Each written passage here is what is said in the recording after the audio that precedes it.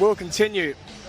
But it's time to move back to the track, and this time we've done the 400s. It's now the men's 800 metres T34, the opening round. The three fastest will go through. The two best times will follow after that from the two heats.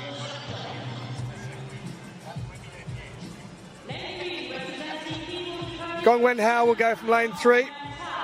24 years of age at his first major championships.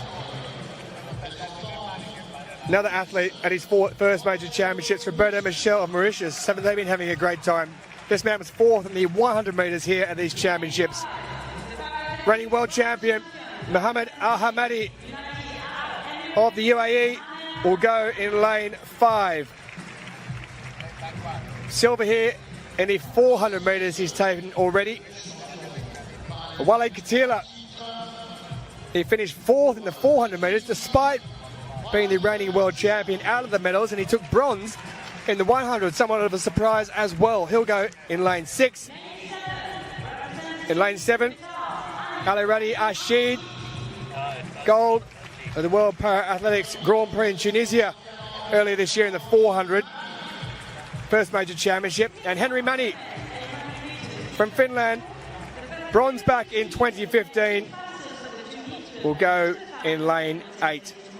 The world record holder, Ratana, will go in the second heat.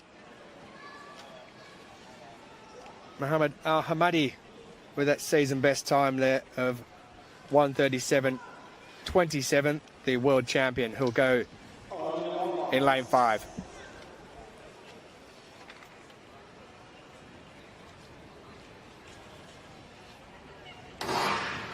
So the opening heat in the men's 800 metres T34 is underway.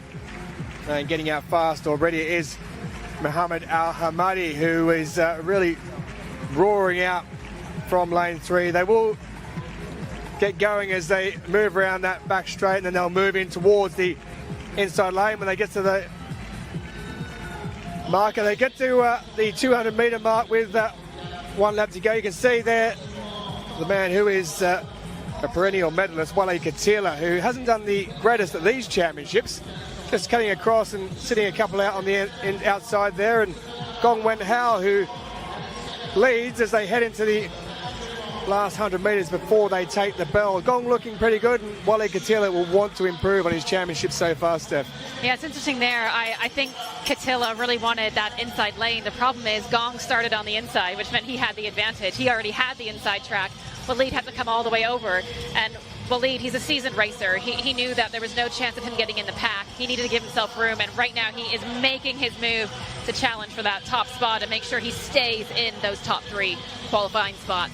Yeah, quite rightly, the top 3 will go through. Al Hamadi, the world champion, is sitting there ominously as well. He's now moved up into 3rd position. It is just the top 3 that go through. Katila, Gong and Al Hamadi at the moment in that order is how we are looking. But also working up there is Roberto Michel of Mauritius. And Mauritius have had a wonderful World Para-Athletics champions. Roberto Michel is doing his best to hold on there. He might well try and get Gong, but coming through in first place at the moment is Katila and Al Hamadi, and Gong takes 3rd. So they are the 3 automatics that go through.